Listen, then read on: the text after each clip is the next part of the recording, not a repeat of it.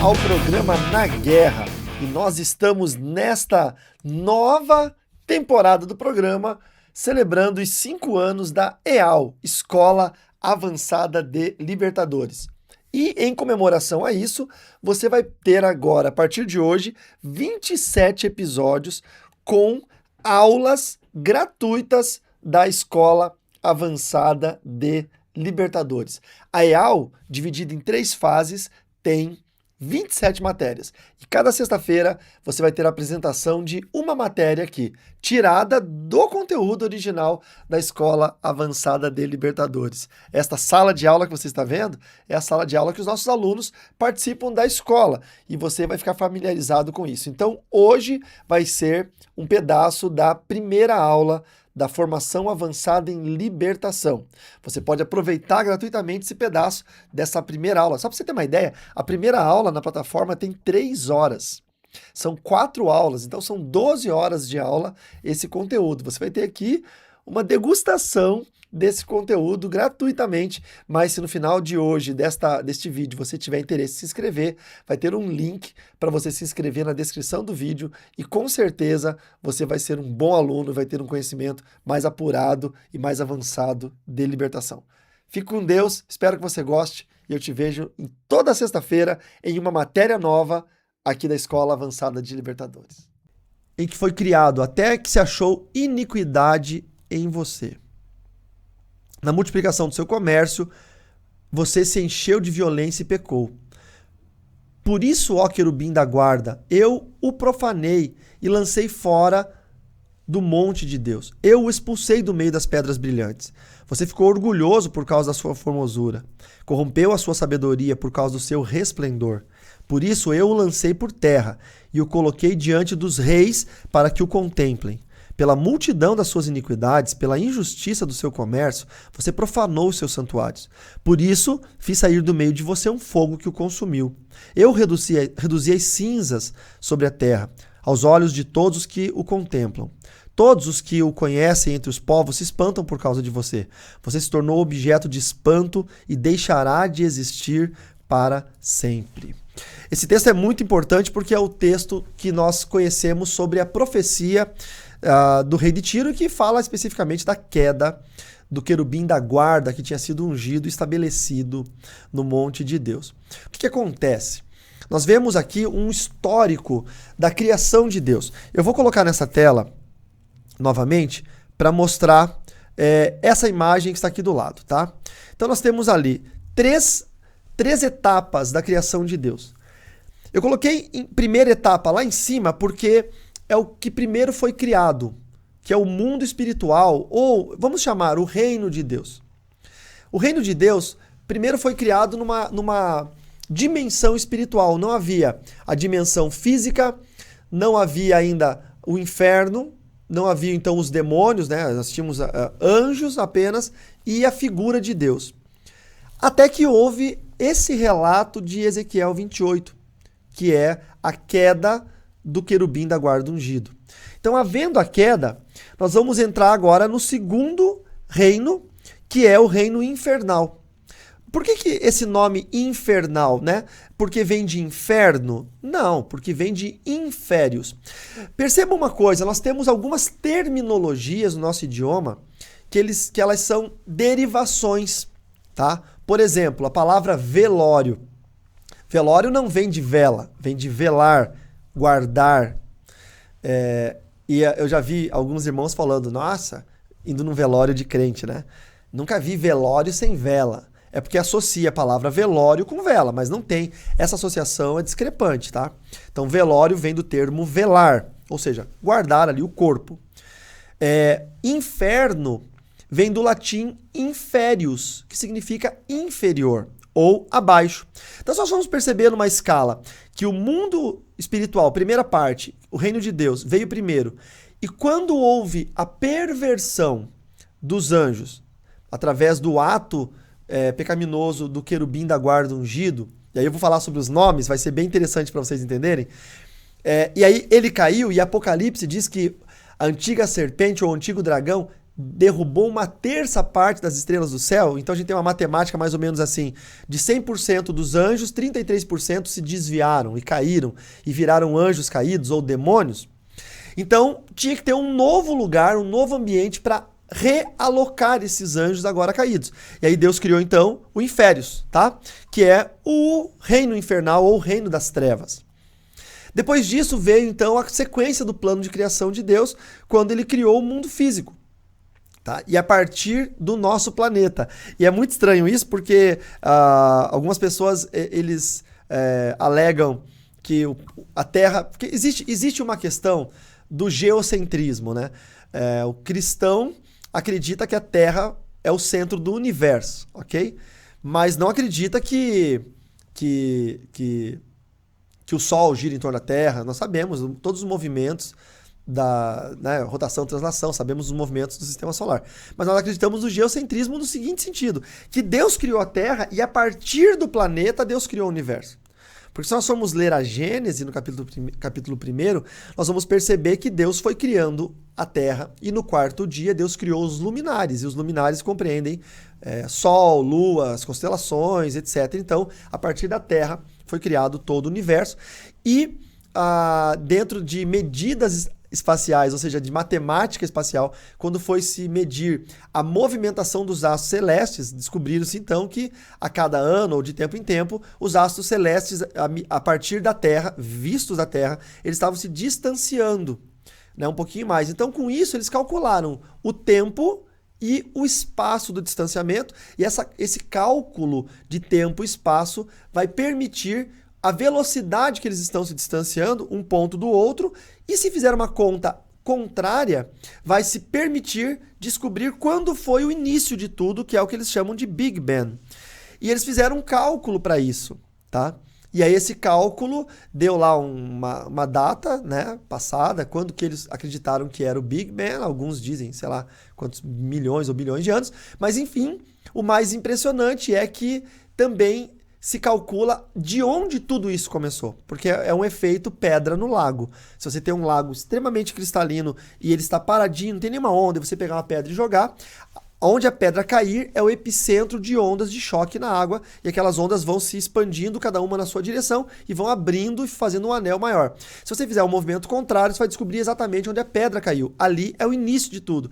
E eles fizeram essa conta para saber onde os corpos celestes estavam se afastando, e quando eles fizeram a conta contrária, descobriram que tudo isso partiu da Terra, do planeta Terra. Ou seja, a Terra, cientificamente, é o início de tudo. Deus criou o planeta e do planeta Deus criou o universo. O que é muito legal para nós, porque corrobora com a Bíblia, com o escrito de Moisés, milenar, chamado Bereshit, que é o livro de Gênesis. Então, nós temos 3 escalas aqui do reino que nós vivemos. Então, o reino físico, o reino infernal e o reino de Deus, que são separados, tá?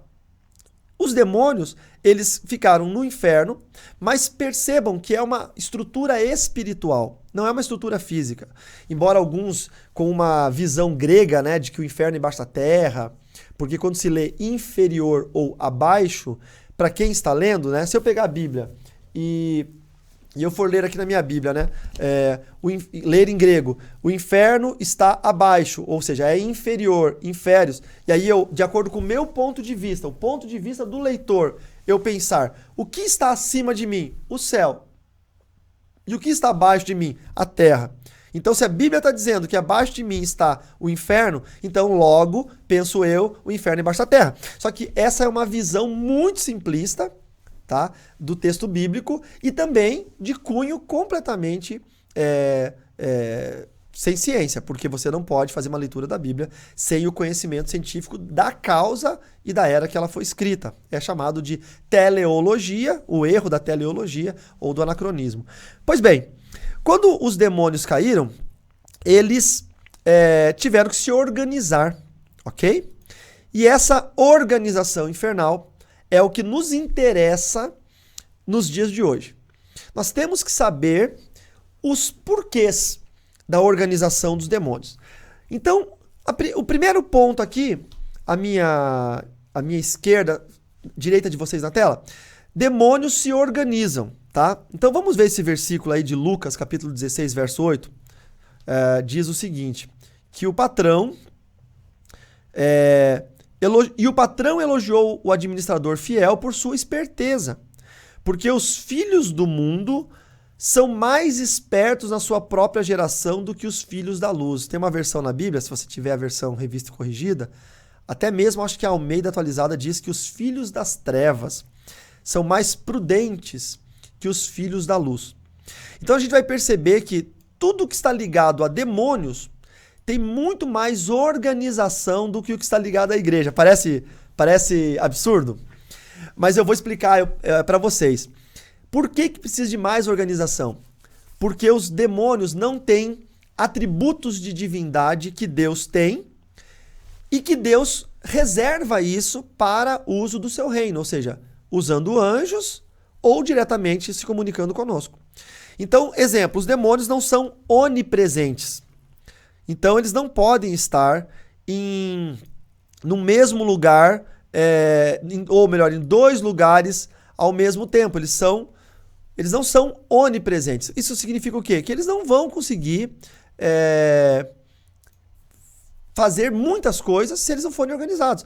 Eles precisam se organizar de forma extraordinária. Então, os filhos das trevas, ou os filhos deste mundo, ou do mundo, são mais espertos, mais organizados que a geração dos filhos da luz. Tá? Eles precisam se organizar, porque se eles não forem organizados, eles não conseguem render no trabalho deles. Eu lembro que quando eu estava no satanismo, eu não gosto de ficar falando satanismo, porque parece uma promoção deles, mas quando eu estava no satanismo, um fato.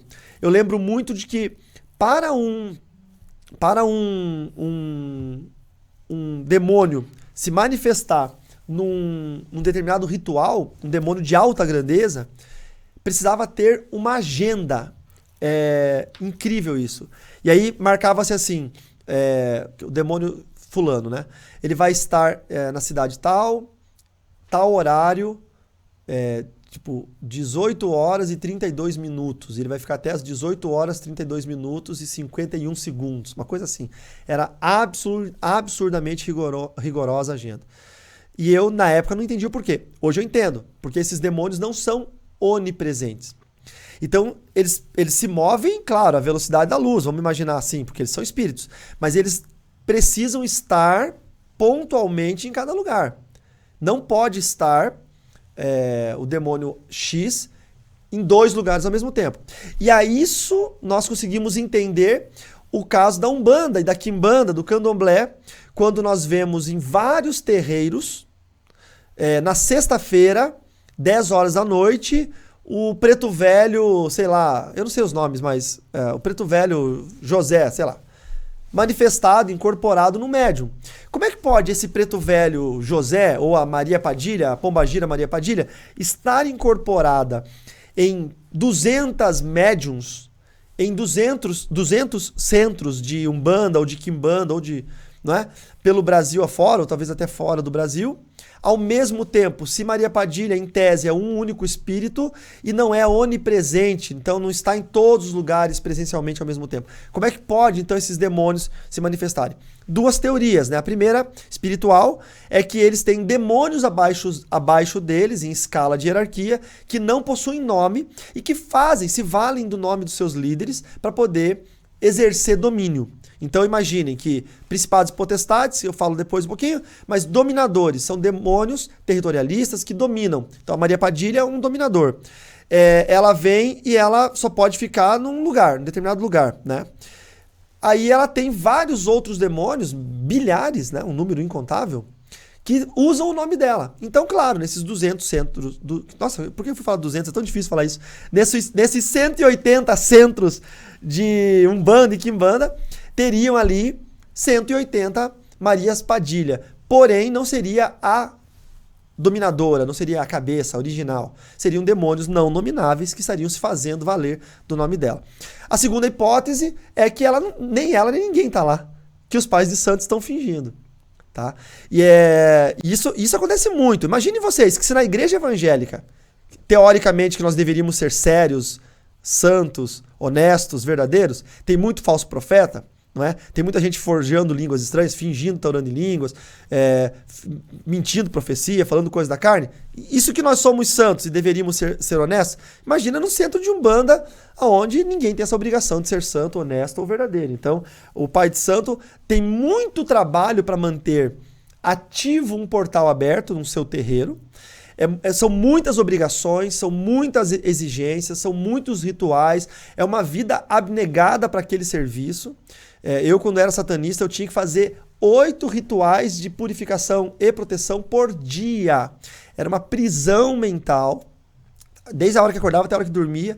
Se falhasse um, você estava lascado. Então imagina um pai de santo ter um terreiro, eu era só um guri, um molequinho.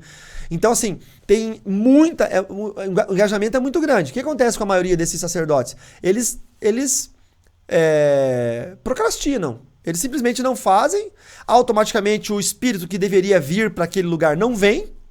E aí o que ele tem que fazer para segurar a clientela dele?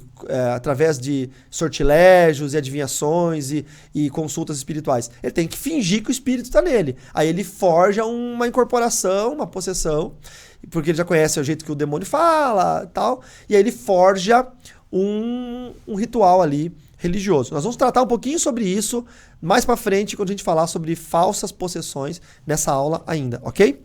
Tudo ok para vocês? Tô sendo claro?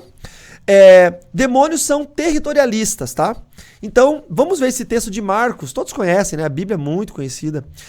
E pediu-lhes com insistência que não os mandasse para fora do país. Marcos capítulo 5, verso 10. É óbvio que está falando do gadareno. E por que o demônio de Gadara ele pediu para não sair do país? Porque ele era exatamente isso, o demônio de Gadara. Veio traduzido para o português como o gadareno. Percebam, por exemplo, o nome de Adão. Né? Adão vem do hebraico Ad-Hadan. Adam significa o terráqueo, o terreno. Ele vem de Adamar, do hebraico, que significa terra, e Dam, que significa sangue. Sangue misturado com terra vira Adam. Ad-Hadan, aquele que vem da terra, ou Adam, o terráqueo. Mas se a gente fala terráqueo, parece tipo que ele é um extraterrestre. Na verdade não, parece que ele é um da Terra que foi para Marte, encontrou os marcianos chamaram ele de terráqueo. Então a gente chamou ele de Adão, ficou mais fácil chamar de Adão, ficou mais bonito, demos um nome próprio para ele, mas significa o que vem da Terra. Quando foram pegar o demônio gadareno, que traduziu do grego para o português como o gadareno, na verdade é o demônio de Gadara, que justamente por isso, porque ele pediu com insistência para que não o tirasse daquele país. E o país era Gadara, né? No caso, a província. E a capital dessa província era Gerasa, por isso que no livro de Mateus fala do Gerazeno, e no livro de Marcos fala Gadareno, tem essa discrepância de nomes, porque um está falando da capital, outro está falando da província. Então os demônios, eles são sim territorialistas. E aí vem uma questão bem importante e muito legal sobre isso. Quando nós vemos a história do Éden, Satanás não pensou em assustar a Eva. Satanás ele pensou em seduzi-la. Por quê? Porque se os demônios territorialistas se preocupassem em ganhar território geográfico, aí sim, eles assustariam as pessoas. Concordam comigo? Não é? Porque o que eles teriam que fazer? Eu tenho que fazer esse povo correr. Esse povo tem que fugir. Não é? Para que eu fique com a terra. Então eu sou um demônio territorialista. Eu, Satanás, quero o Éden para mim. O que eu preciso fazer? Assustar Eva, para que Eva fuja e para que eu fique com a terra. Obrigado, Meg. Meg tá me mandando aqui. Nós vamos ter uma palavra-chave. A Meg deve ter explicado para vocês. Uma palavra-chave para vocês poderem depois colocar num formulário. Para poder pegar o certificado. Acho que é isso, né? E ela também tá mandando para mim algumas perguntas aqui para eu poder selecionar depois. Então anotem a palavra-chave de hoje, tá bom? É espiritual. Essa é a palavra-chave. Vocês vão ter que colocar isso lá no formulário da dona Meg, tá? A Ingrid escreveu agora há pouco. Exatamente isso. Eu já fui participante e tem uma hierarquia onde só um governa. Ela está corroborando, acertei a palavra, meu Deus, com o ensino. Então o que acontece? Se o demônio territorialista quisesse conquistar território geográfico, ele assustaria. Aí faria todo sentido a história do boitatá, da mula sem cabeça, do saci pererê, da noiva do cemitério, a história do lobisomem, do vampiro, ou vamos lá, da assombração, não é? Ah, eu tava em casa e um demônio passou por mim e me assustou, eu saí gritando em pânico. Faria todo sentido, porque o demônio quer morar na sua casa, ele quer que você e sua família vão embora e deixem a casa sozinha. E ele fica morando naquela casa. Mas não foi isso que aconteceu desde o princípio. Nós estamos falando do Jardim do Éden. Satanás não pensou em assustar Eva, ele pensou em seduzi-la. E aí o diabo começou a colocar o plano inicial contra a humanidade, que é a sedução. E muita atenção. E por que nós temos que aprender isso? Porque quando nós formos entender de demônios e expulsar demônios, o primeiro mapeamento que nós fazemos num caso de possessão demoníaca é o conhecimento que nós temos da causa. Então, se eu entendo plenamente os porquês da existência dos demônios e o que eles querem com a humanidade, quando eu estou numa igreja e alguém fica endemoniado, eu já sei só pela história se aquilo ali é farsa ou é verdade, tá? Então esse é o primeiro ponto. Por que uma das características mais fortes, mais marcantes do meu ministério é o mapeamento? Tem igreja que na sexta-feira faz culto de libertação, cai 30, 40, 50 pessoas endemoniadas. Quando eles me chamam para ir, teve uma igreja muito interessante no interior de São Paulo que me chamou para ir 4 sextas-feiras fazer 4 cultos de libertação. Eu não vou fazer culto de libertação em igreja, porque eu não sei como vai ser o acompanhamento das pessoas depois. Porque se eu expulso um demônio, volta depois mais 7 piores. Então, eu preciso entender quem está na igreja, quem vai fazer o acompanhamento. Mas eu aceitei o desafio porque eu queria fazer um teste. Como eu ensino no meu grupo de mentoria a fazer teste para pegar falso profeta, a testar, né? Depois eu vou falar um pouquinho sobre inteligência espiritual, claro que não vai ser uma mentoria, faz parte da minha aula, mas eu vou citar para vocês algum desses testes. E aí eu me desafiei, aceitei o desafio para ir nessa igreja e mudar a história dessa igreja. Então, na primeira sexta-feira que eu fui, preguei a mensagem, uma mensagem boa, de libertação, mensagem de guerra, e chamei o povo para orar, e aí fiz uma oração, e caiu, como de praxe, ali endemoniados, 30, 40 pessoas caíram endemoniadas ali na igreja. O que acontece? Eu peguei, automaticamente, inicialmente, ao vê-las, eu já comecei a mapear. Tá? Então aí eu tenho ferramentas de mapeamento, que vai ser uma das matérias dessa escola, basicamente um outro curso, não é? Então, de 4 aulas, como esse que vocês estão participando, que vai ser mapeamento estratégico, exclusivamente mapeamento, ferramentas de mapeamento. Eu uso algumas ferramentas muito interessantes. Uma delas é o conhecimento de causa, que é o que vocês estão buscando e vão receber nesse curso, e em todos os outros. Então, conhecendo a causa, conhecendo os efeitos, conhecendo os personagens, conhecendo os atores dessa cena, a gente consegue já rapidamente ver se aquilo ali é demônio de verdade ou não. Depois, eu conheço a natureza do ser humano, não é? Então, eu estudo muito isso, estudo análise de seres humanos há muito tempo, análise comportamental, e já trabalhei com análise de comportamento de presos apenados de delitos gravíssimos, né, com assassinos, estupradores de criança, enfim, fazendo análise deles. Então, eu trabalho com isso há muitos anos, então eu olho para a pessoa, mesmo que eu não queira, eu já faço uma análise da pessoa automaticamente, tá? E outra ferramenta, uma terceira ferramenta, é você ter discernimento espiritual. Então, caíram ali algumas pessoas bem na frente do altar, aquela primeira passada de vista ali, eu já vi, né, a maioria ali, 90% era tudo fingimento. Mas por que fingem? Nós vamos falar mais pra frente na aula, então não vou adiantar os processos. Aí eu fui na primeira senhora e peguei na mão dela e falei assim, olha pra mim. Daí ela tava fingindo, ela fazia assim, eu falei, não, olha pra mim. Daí ela me olhou e falei, pode parar de fingir, tá? Eu olhei bem firme nos olhos dela, pode parar de fingir. Ela perdeu o rebolado. Daí eu falei, levanta, vai. Aí fui no segundo. Quando o segundo endemoniado do lado da senhora ouviu isso da primeira, ele já meio que levantou já. E foi um efeito dominó. Porque ninguém queria ser desmascarado. Quando eu desci do altar, tinha 30, 40 endemoniados no chão da igreja. Quando eu saí da segunda, terceira, quarta pessoa, eu olhei e já não tinha mais 40, tinha mais só uns 8. O resto meio que desendemoniou sozinho e foi pro banco e sentou. Não é? Aí eu fiz ali o que eu tinha que fazer. Tinha uma pessoa, se não me engano, que estava possuída mesmo. Subi no altar e expliquei para a igreja. Falei, a ferramenta precisa de um libertador é saber quando é dor de barriga e quando é demônio, tá? Então, sexta que vem eu volto aqui e eu vou falar sobre a natureza humana interferindo na obra de Deus, fingindo possessão demoníaca. Sexta-feira que vem meu tema é esse. Na outra sexta eu preguei sobre isso. Quando eu chamei todo mundo para orar e orei uma oração forte para manifestar demônio, adivinhe quantos caíram endemoniados? Um ovo, 0.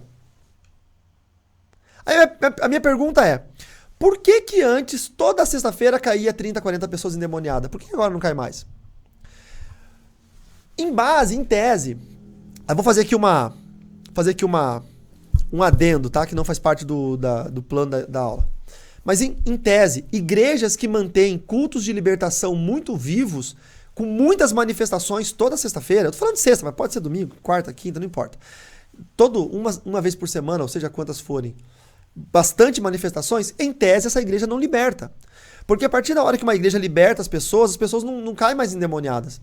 E o demônio, que é muito mais esperto do que a gente, e muito mais inteligente do que nós, ele pensa, eu não vou mais deixar esse meu cavalo, usando o termo da Umbanda, ir nessa igreja, porque lá tá libertando de verdade. Por que que o diabo deixaria o servo, o vaso dele que está possuído, ir naquele culto? O diabo faria de tudo, tombaria o carro dele, daria dor de barriga, chamaria um amigo com dinheiro para ele ir para um baile, faria de tudo para ele ir para a igreja. Por que que essas pessoas vão facilmente para a igreja para cair manifesta na igreja? Não tem lógica. Quantos estão entendendo? Estão entendendo? Então o plano de Satanás, inicial contra a humanidade, nunca foi assustar a humanidade. Nunca foi manifestar a igreja. Nunca foi, não, mas o diabo manifesta para atrapalhar o culto. Não. Nunca foi esse. Mas sim seduzir. Se o diabo conseguir entrar na igreja e virar o pregador da igreja, esse é o plano dele. Se ele conseguir virar um músico famoso, um youtuber famoso, que tá levando multidões, arrastando multidões. Eu me preocupo muito com esses jovens pregadores aí que não tem faculdade, não tem escola, não tem nada. Eu não preciso, o Espírito Santo me revela. Peraí. O Espírito Santo pegou, sim, iletrados. Pedro era um iletrado. Pegou gente, né? João, André, Felipe, Natanael, pegou. Mas quando ele precisou estabelecer a igreja, ele chamou Paulo, que era o maior doutor da época. Então, assim, Deus unge todo mundo. Mas quando precisa estabelecer algumas metas, ele precisa de gente capacitada para aquilo. O meu medo é que hoje em dia tem muitas pessoas que podem ser usadas facilmente pelo inimigo. Talvez não estejam sendo usadas, tá? Mas pode acontecer daqui a pouquinho o dinheiro seduzir, a fama seduzir, alguma outra coisa seduzir e eles se tornarem de bênção, se tornarem um fantoche na mão do inimigo. É muito perigoso. Olha aqui o terceiro ponto. Satanás promoveu o desejo na mente humana. E aí que está o negócio. Tá? Eu tenho um testemunho de vida reverso. No início do meu ministério, eu explodi com o livro Bruxaria. Em questão de um ano, vendeu, 100 mil cópias em vários países. Eu fiquei muito conhecido, eu estava passando necessidade financeira, eu não fiquei rico, mas passei a viver muito bem. Então isso me seduziu. Eu fui seduzido pelo dinheiro no início do meu ministério. E aí, igreja e gente, e você sabe que não adianta. Se você é um Zé Ninguém e as pessoas vêm querer te abraçar, tirar foto e pedir autógrafo, você acha que você é quem que é o cara mais famoso do Brasil? Silvio Santos. Não sei se ele é mais famoso, mas eu gosto dele. Tá meio louco, velhinho, mas eu gosto. É o Silvio Santos, entendeu? Você tá se sentindo quem? E eu era muito imaturo, tanto em tudo, na vida, no reino, na igreja, no ministério, eu era imaturo em tudo. E chegou um momento que a minha mente começou a ser seduzida pelo inimigo. Eu comecei a deixar de fazer aquilo que Deus queria para fazer aquilo que alguns homens de Deus, pastores, líderes de igreja, queriam fazer. Então, eu acabei me tornando um fantoche na mão de um sistema eclesiástico que visa o lucro em detrimento da conversão, da libertação das pessoas. Até um dia que o Espírito Santo me pegou e me chacoalhou e falou, ei, não é isso que eu não te tirei de lá para isso.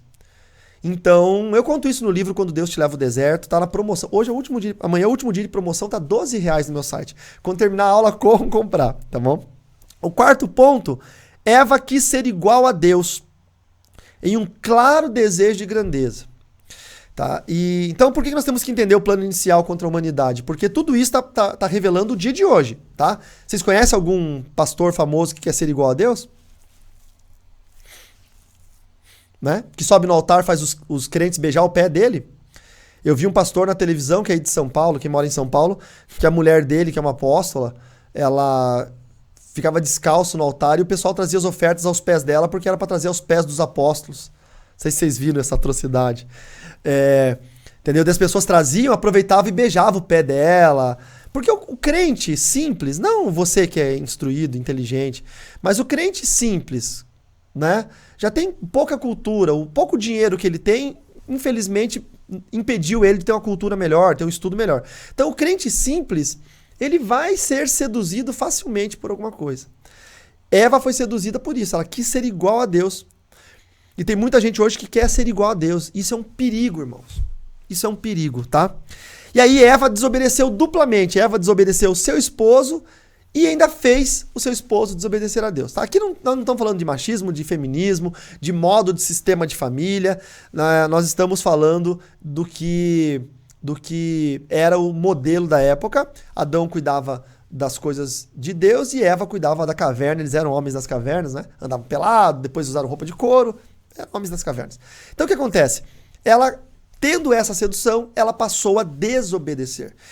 E se nós entendermos isso, qual que é o plano do diabo para a humanidade? Era o inicial, lá no Jardim do Éden, continua hoje na nossa vida. É nos seduzir, não nos assustar. Ele não quer nos afugentar, não quer nos colocar medo, amedrontar. Ele não quer nos fazer correr. Ele quer nos seduzir, nos convencer, colocar em xeque, em dúvida a vontade de Deus, colocar em xeque a palavra de Deus. O diabo colocou em dúvida a palavra de Deus. Deus disse para Eva, se você comer, você vai morrer. E o diabo falou, não, vai morrer nada, você vai ser igual a Deus. Aí promoveu o desejo na mente humana e fez ela querer ser igual a Deus. E isso acontece nos dias de hoje. Nós precisamos tomar muito cuidado com isso. E aí vem então o quê? O reino infernal nos dias de hoje. Se nós formos olhar basicamente para como foi o plano inicial, é mais ou menos o que está acontecendo hoje. Sim ou não? É o que está acontecendo nos dias de hoje. A Sandra fez um comentário.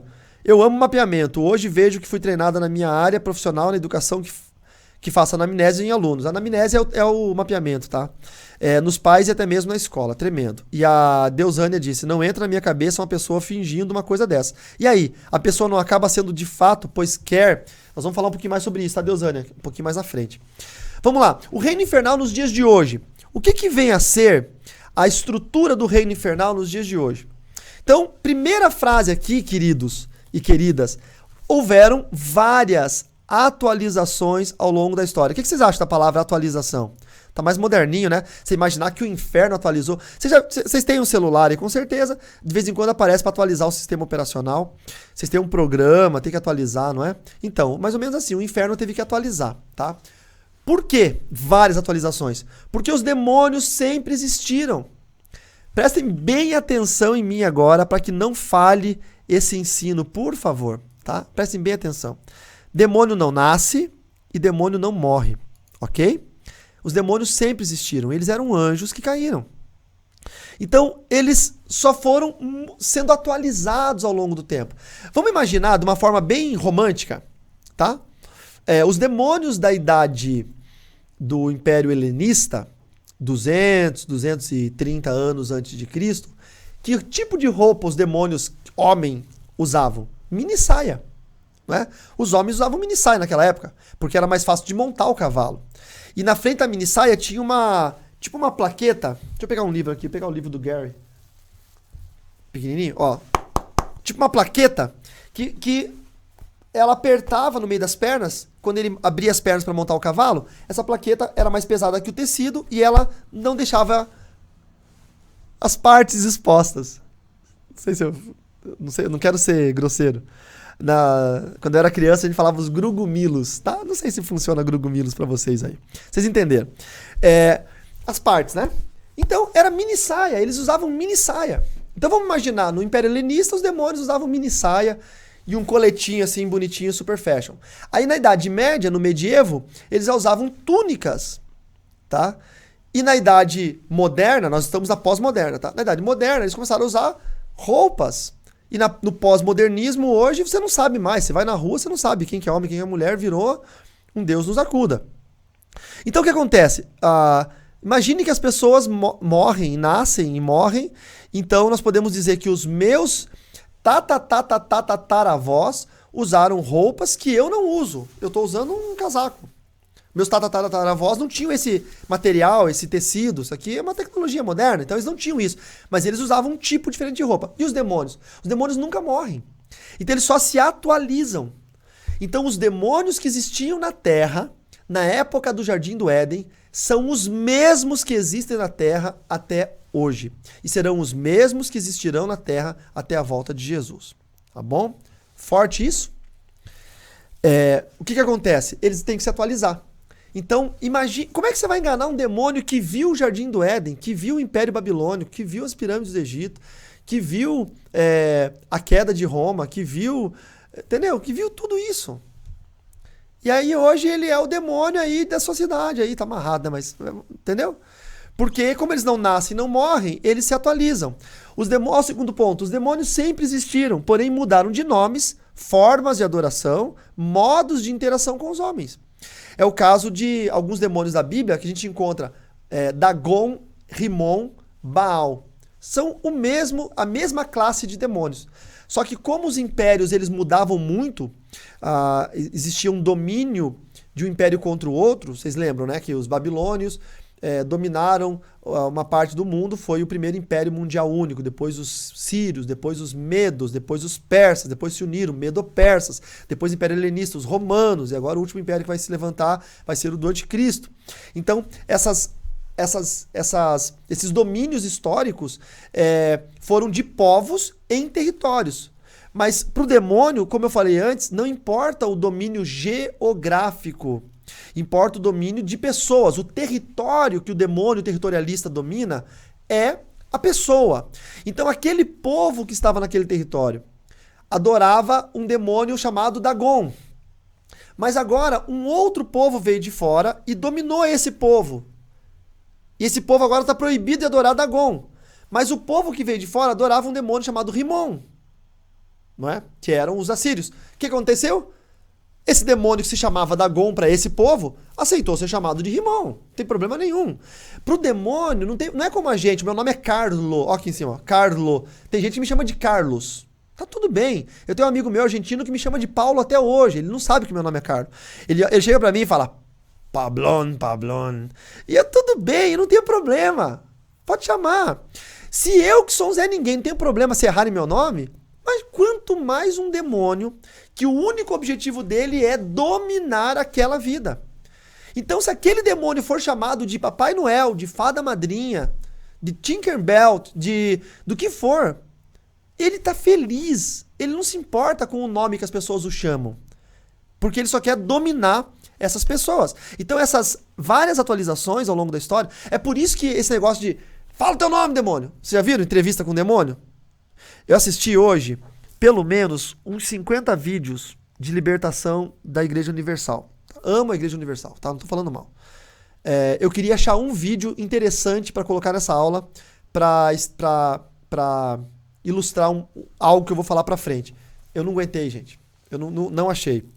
Então, eu tô olhando pro celular porque a Meg tá mandando as mensagens aqui, tá bom, irmãos? Não é minha falta de educação, não. Então, assim, me perdoem, viu, irmãos? Mas eu não consegui, porque, assim, é tanta repetição da mesma coisa. Se você assistir 50 vídeos, você vai ver a mesma coisa. Não é possível que tenha 50 pessoas possuídas pelo mesmo demônio. Entendeu? Em momentos diferentes, em dias diferentes, em igrejas diferentes. Não é possível. Então, eu tenho uma teoria que eu vou falar depois para vocês. Então vamos lá. Os demônios territorialistas migraram para outros locais na Terra, tá? Mas calma lá, pastor. Você acabou de falar que demônio não gosta, não usa o território. Então por que eles migraram para outros territórios? Justamente pelo ponto seguinte. Um demônio não está onde não existem pessoas, pois os territórios para eles são pessoas e não localizações geográficas. Então o que acontece? Imaginem vocês que quando os demônios começaram a dominar o mundo, todos eles estavam na região da Mesopotâmia, tá? O que é a Mesopotâmia? Meso, meio, Potâmia, Potamos, rio. no meio de dois rios, Tigre e Eufrates. O Jardim do Éden era onde é o Iraque hoje e o Kuwait, mais ou menos, era aquela região. Então, o mundo começou ali, tá? Embora a teoria da evolução diz que o mundo começou no Nordeste africano, né, que ali tem um vale muito fértil no Nordeste africano, pode ser que sim, depois o povo migrou para lá, até porque você sabe muito bem que a Etiópia é na África e na época de Davi e Salomão já tinha impérios muito ricos na África. Mas o mundo começou na Mesopotâmia, onde é o Iraque, ali o Kuwait, aquela região. E daquela região, as outras regiões não tinham população. Então, para que os demônios estariam na América do Sul? Porque a Terra não existia. Se vocês forem ler Gênesis capítulo 10, vocês vão perceber que os continentes se separaram na época de Gênesis capítulo 10. Então a Bíblia fala que já existia população quando os continentes começaram a se separar. Tá? Aquela época da Pangeia, que a geologia diz que não havia seres humanos na Terra ainda. A Bíblia diz que sim. Então, por que demônios estariam na selva amazônica se não tinha nenhum habitante ali? Por que demônios estariam no Alasca se ninguém morava lá? Por que demônios estariam em Vladivostok, na Rússia, se não tinha ninguém lá? Então, é óbvio que conforme houve migrações de populações, não é? O povo começou a migrar, os demônios começaram a migrar também, tá? Então, o acompanhamento espiritual aconteceu à medida em que os povos começaram a migrar. Tá? E nós vamos ver isso na Bíblia, quando a ordem de Deus era para crescer e se multiplicar e se espalhar sobre a terra, e nós olhamos para Nimrod, que fundou Babel e deu início do Império Babilônico, e ele diz, não, nós não vamos nos espalhar, nós vamos ficar aqui, vamos ser conhecidos em toda a terra, e vamos construir uma torre para que Deus venha nos visitar. Porque existia o eudonismo, ou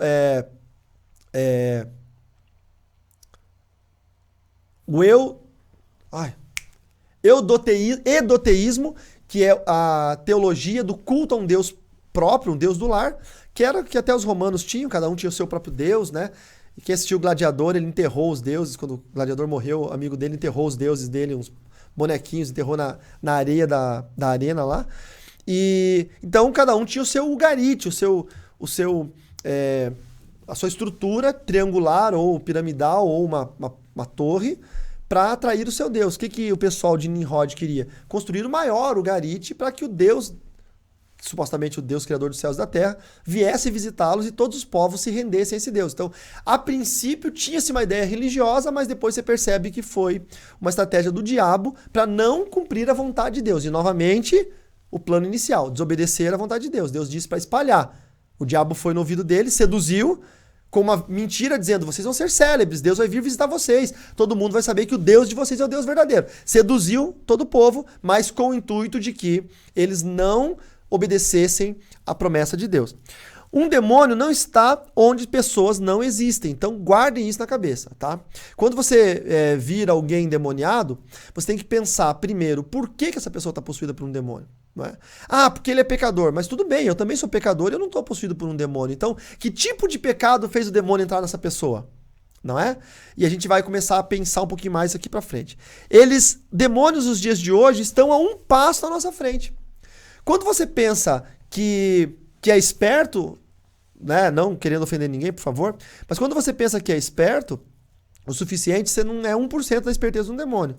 A Gleica, ela escreveu, então quando se fala de demônios territorialistas, se refere a domínio em pessoas, passando para as próximas gerações e não em regiões. Exatamente. E aí imagina, Gleica, comigo, que essa minha mão aqui é o ambiente espiritual, ok? E essa minha mão aqui são as gerações. Então veio a geração do seu avô. Há uma ambiência espiritual sobre ele. Nós vamos ter uma matéria desse curso, né, um outro curso de um mês, só sobre ambiência espiritual, tá bom? Então, sobre estabilização de ambientes, gerações, sobre memória espiritual, vai ser muito legal. Então, passou essa geração aqui, morreu, nasceu uma outra geração. Ela está debaixo desse ambiente espiritual. Passou essa geração, morreu, veio uma outra geração, os netos. Por isso que Deus diz em Êxodo capítulo 20 que ele é um Deus zeloso que visita o pecado dos pais até a terceira e quarta geração dos que aborrecem. Por que Deus falou terceira e quarta geração lá em Êxodo capítulo 20, verso 5? Porque são geracionais as obras malignas. São geracionais. Mas visita até a milésima geração daqueles que o amam e fazem aquilo que ele quer. é geracional. Então ele não está preocupado, por exemplo, com o lugar. Quando Deus fala de conquista, Deus fala de qualidade de vida. Olha que loucura. Ele dará a terra aonde nossos pés tocassem, a planta dos nossos pés. O que significa isso? Era uma época de expansão de domínio. Então essa promessa que Deus deu a Abraão, que serve para nós também, é óbvio, porque todas as promessas que foram dadas a Abraão foram dadas a seus descendentes, e nós nos encaixamos nesse quadro, são promessas de qualidade de vida, ou seja, você pode ter aquilo que você quer ter, tá? De forma como? Sobrenatural? Não, você vai ter um empurrãozinho de Deus? Claro. Se você é um abençoado financeiramente, você tá dentro dos parâmetros do abençoado financeiramente. Teremos uma matéria sobre isso também. Mas você tem que fazer sua parte. Agora, não tem nada a ver com você ganhar espiritualmente isso, tá? Porque a conquista ela é geracional, ela não é territorialista, tá bom? Geográfica. E o último item aqui, os demônios eles regem a economia, a tecnologia, vejam só, informação, cultura e etc. Então, o que é uma regência de tecnologia? O que é uma regência de economia? O que é uma regência de tecnologia? A gente acaba esquecendo que não tem como nós vivermos hoje totalmente isentos, tá? Infelizmente isso não existe. Existe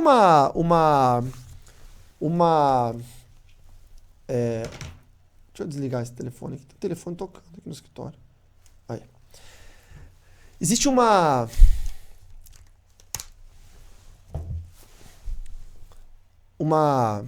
perdi a palavra. Uma tese de que nós somos fruto daquilo que nós relacionamos. Existe alguém que escreveu que somos frutos das 6 pessoas mais próximas, outro disse que nós somos frutos dos últimos 2 anos de aprendizagem, enfim. Mas que isso, Skinner, um teórico da psicologia, né, ele diz que nós somos frutos do meio, tá? E acabou caindo na conta de Freud essa frase, né? Mas essa frase é de Skinner. Então, assim, nós somos, sim, influenciados por tudo que nos rodeia. Agora, eu vou fazer uma pergunta capciosa, por favor, não me entendam mal, tá bom? Não me entendam mal. Mas você é o diabo e você precisa dominar a humanidade. Qual é a área que você teria que comandar para conseguir dominar a humanidade? Criar uma gangue, pegar à força as pessoas, amarrar, torturar eles e dizer você vai ser meu servo? Funcionaria? Não. Eu tenho que dominar a mente, tá? E quando eu falo em dominar a mente, eu estou dominando costumes, prazeres, tá? Prazeres tanto sexuais como de comer. Porque é coisa mais prazerosa do que comer bem, não é? Entretenimento, conforto, bens de consumo, informação e etc. Então, os demônios eles regem essas áreas porque eles sabem que regendo algumas áreas, ou todas, um pouco cada uma, eles têm quem eles quiserem nas mãos. Então, quando nós vemos Jesus, cultura e educação, como a Josiane disse, então se nós formos ver o ensino bíblico neotestamentário dizendo que não se pode servir a Deus e a Mamon, nós já temos aí uma normativa incrível, não é? Isso está normatizando a cultura cristã. Nós não podemos nos render. Mas, pastor, eu não posso ter dinheiro? Pode, você deve ter dinheiro, irmão. Porque crente com dinheiro no bolso não incomoda ninguém, tá? Então, você deve ter dinheiro. Daí, pelo menos, você é mais feliz, você não incomoda ninguém. Agora, você deve ter dinheiro a todo custo? Essa é a questão, tá? Você deve ser escravo do dinheiro? Você deve ter... porque os teus amigos têm um bem de consumo? Vai, bota aí um iPhone. Teus amigos têm um iPhone, aí você tem que se ralar para ter um iPhone também? Será se o diabo já não entrou na nossa mente? Não é? Já não colocou na nossa mente que nós precisamos ter aquilo. E aí tem gente... ontem, na live com a pastora Sara, ela falou um negócio incrível, né? Que ela falou sobre beijo, que o beijo... o primeiro prazer que nós temos enquanto seres humanos é o prazer dos lábios, porque é quando o bebê sai do útero da mãe e mama no seio da mãe. Então o cérebro grava isso de uma forma muito forte. Que os lábios, né, sugando, a mãe tem ocitocina, faz com que o leite materno jorre para o bebê, e o bebê toma esse leite e daí ele sente esse prazer dos lábios. Por que beijar é tão bom, segundo ela? A tese dela que eu achei fantástica. Porque gera um prazer não vou dizer ancestral, mas logo depois de sair do útero nós já temos essa memória palatável, olfativa e prazerosa, tátil, do prazer do primeiro toque dos lábios, que era alimentação, sabor e etc e tal. Imagina você, um feto de 9 meses dentro da barriga de uma pessoa, sendo alimentado por cordão umbilical, nunca sentiu gosto de nada. Quando você bota a boca no bico do seio da mãe e sente o gosto do leite, o cérebro explode de dopamina porque você teve prazer. E ela falou uma frase muito forte, ela disse, o problema é que existem psicopatas que beijam bem. Existem vagabundos que beijam bem. E ela usou o termo da mulher, existem demônias que beijam bem. E eu achei extraordinária essa colocação, vou usar pro resto da minha vida, foi fantástico. E é verdade. Então o que acontece? O diabo ele vai agir aonde? Vai reger o quê? O prazer. Como é que ele pega a pessoa? Pelo prazer. Então nós temos que entender bem isso, tá? A irmã Maria ficou endemoniada na igreja, ok. Mas por que ela ficou endemoniada? Ela não é a senhora do círculo de oração? Pô, se a irmã Maria do círculo de oração caiu endemoniada, gente, ninguém mais está seguro na terra. Eu que não vou orar lá na quarta-feira, eu tô lascado, eu sou o próximo. Entendeu? Então, por que ela caiu endemoniada? Não é? O que o diabo quer com ela? Ah, mas é que o diabo quer levá-la para o inferno. Mas o diabo pode levá-la para o inferno sem possuí-la. É só fazê-la ser uma pecadora. É só desviá-la do caminho do Senhor. Se vocês forem andar pela rua, encontrar... Vai no mercado, faz um teste. Ó, vamos lá. Vamos para os testes. Inteligência espiritual. Vai no mercado, pega na mão da menina do caixa e fala para ela assim, manifesta em nome de Jesus. Fala para ela. Ela não vai manifestar. Pode acontecer de manifestar, tá? Vai preparado. Mas ela não vai manifestar. De cada 1000 ímpios que você orar na rua, não dentro do ambiente de igreja, na rua, talvez os 1000 não manifestem. Por quê? Porque não é interessante pro diabo manter pessoas possuídas o tempo todo. Tá? Não tem um interesse, é um gasto energético gigantesco para o inferno. O que mais? No reino infernal nos dias de hoje. Nós sabemos que somos de Deus e que o mundo jaz no maligno. Olha só. 1 João, capítulo 5, verso 19. O mundo jaz em quem? No maligno, tá? Esse jaz aqui só tem um Z, tá? Não é o jazz com 2 Zs. Jaz, de jazer, esse verbete significa descansa. Então, se o mundo descansa no maligno, nós estamos orbitando nesse mundo totalmente corrupto, totalmente desregrado, totalmente amaldiçoado. É o mundo em que nós vivemos, tá? Então nós temos que ter sabedoria extrema, absurda e absoluta para poder entender os processos de possessão maligno. Então, claro que todos os que não são cristãos estão no maligno, ok? Não há estado neutro. Quantos entendem? Não há nulidade ou neutralidade no mundo espiritual. Ou você pertence a Deus, ou você pertence ao diabo. Não tem nulidade. Vocês conhecem a história do muro, né? Que o cara estava em cima do muro, e o diabo de um lado, e Deus do outro. E aí Jesus ficava, vem meu filho, pula, pula, pula, eu te amo, morri por você. E o diabo não fazia nada. E o cara em cima do muro olhou para Jesus, se escabelando, querendo que ele pulasse para os braços de Jesus, e olhou para o diabo nem dando bola. Aí ele perguntou para o diabo, e tu, Satanás, não vai fazer aí a sua parte? Que eu tô quase pulando para Jesus. Ele falou, não precisa fazer minha parte não, porque o muro é meu. Ou seja, o cara já estava na mão do diabo. Entendeu? O muro é do diabo. Então, se nós sabemos que não há neutralidade, não há nulidade no processo de libertação, no processo de maligno, possessão demoníaca, é porque o mundo jaz no maligno, o mundo está no maligno. Então, obviamente, qualquer pessoa que não é um cristão genuíno, não estou dizendo que vai na igreja, muita atenção, quantos concordam comigo? Que nem todo mundo que vai na igreja é crente. Né? Vamos piorar? Vamos piorar? Nem todo mundo que está no louvor é crente. Vamos piorar? Nem todo mundo que prega o evangelho é crente. Tá? Infelizmente, tá? Eu queria que fosse mentira isso.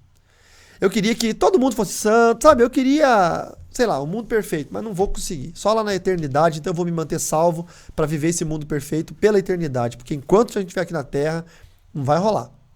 Então, todo mundo tá no... O cara não é um crente genuíno, um cristão autêntico. O que ele é? Ele é um servo de Satanás. Então, Satanás precisa mantê-lo possuído o tempo todo? Não, ele já é um servo. Vocês entendem isso?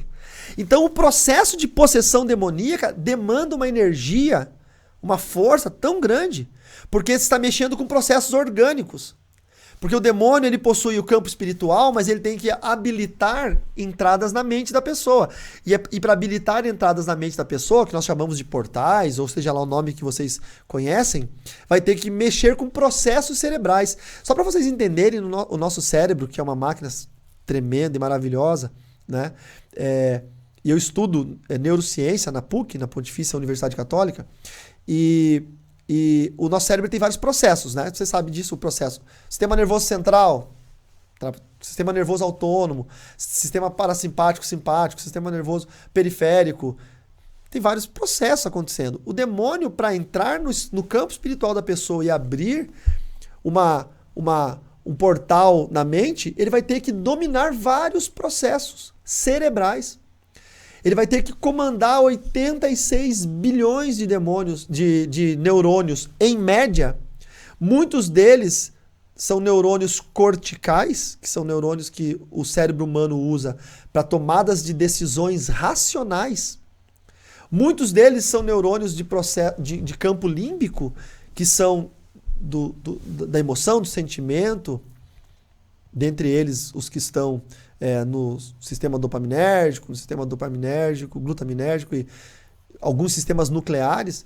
Outros no bulbo central, 9% só dos neurônios do nosso cérebro estão no bulbo central, que nos mantém vivos.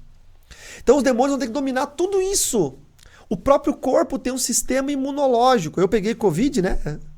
Já passei, tá, irmãos? Estou vivo. E o meu corpo trabalhou com o meu sistema imunológico de uma forma incrível para me manter vivo, para vencer o vírus, matar o vírus. Ok, matou, beleza. Mas nas 2 semanas seguintes, essa semana agora é a 3ª semana pós-Covid, que a gente recebeu alta dia 12. Na verdade, mais ou menos isso, né? 15 dias, 2 semanas. E vamos entrar agora na 3ª semana. Eu tive dias que eu fui caminhar até a esquina e voltar, e eu tive que ficar de cama. Porque o meu corpo não conseguia recuperar uma caminhada de 2 quarteirões. Por quê? Porque todo o sistema imunológico foi usado para vencer o vírus. Agora pensa um demônio entrando na pessoa. O corpo automaticamente, o corpo não recebe ordem de demônio. O demônio tem que dominar as funções cerebrais. O corpo automaticamente vai gerar anticorpos para vencer esse vírus, que ele acha que é um vírus. Tem alguma coisa mexendo nos sistemas. Mas não é um vírus, é um demônio. Então vai mexer com o sistema imunológico. Por isso que a pessoa, depois de uma possessão, ele se sente extremamente esgotado fisicamente. Parece que tomou uma surra. Quem já ouviu falar nisso? Parece que botaram o cara num pacote e deram uma surra no cara. Inclusive, quem opera a libertação, quem tá lá, o libertador, quando termina o processo de libertação, ele está extremamente cansado fisicamente. Quem já teve essa experiência? Faz um sinalzinho com a mão para eu ver. Por que acontece isso? Porque o seu corpo usou o seu sistema imunológico. O sistema imunológico ele é afetado pelo sistema emocional, pelo sistema límbico. Por quê? É mais ou menos o estresse. Quando você tem estresse, a força capacitativa do seu cérebro usada para vencer o estresse é o sistema imunológico. Então, por exemplo, se eu fico muito bravo, eu fervo muito rápido. Sabe aqueles caras iracundos que qualquer coisa ferve e já explode, não sei o quê, depois ele volta, depois daqui a pouco ele ferve. Esses caras sempre são doentes. Por quê? Porque o corpo sempre usa o sistema imunológico para segurar o estresse. E aí ele pode ficar doente de verdade. É mais propenso a ter doenças graves porque está sempre estressado. Então, se você não quer ficar doente, vai por mim.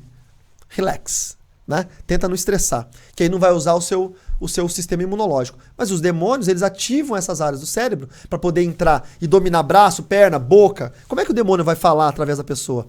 Como é que ele vai? Eu vou mostrar um vídeo para vocês nessa aula, vocês vão ficar impressionados, tá?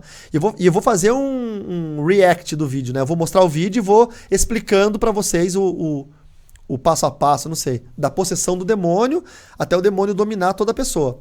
E aí vocês vão perceber, numa possessão real, tá? Real, como que é o processo do demônio entrando e dominando a pessoa, tá? O processo do demônio dominando o cérebro, o corpo, o sistema periférico, o sistema autônomo, o sistema nervoso central. E aí vocês vão ver que é muito diferente das possessões de demônio que vocês veem na igreja.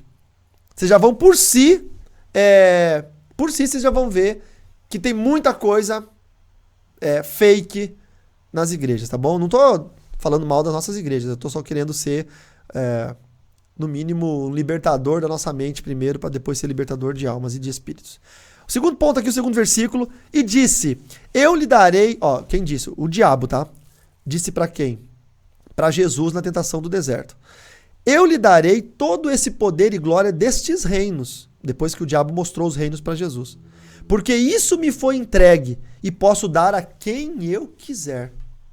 Ou seja, o mundo jaz no maligno e o diabo tem todo o poder. Todos os reinos, todos os poderes, as glórias, o dinheiro. Vocês estão entendendo qual que é o processo do reino infernal nos dias de hoje? Elevar a pessoa.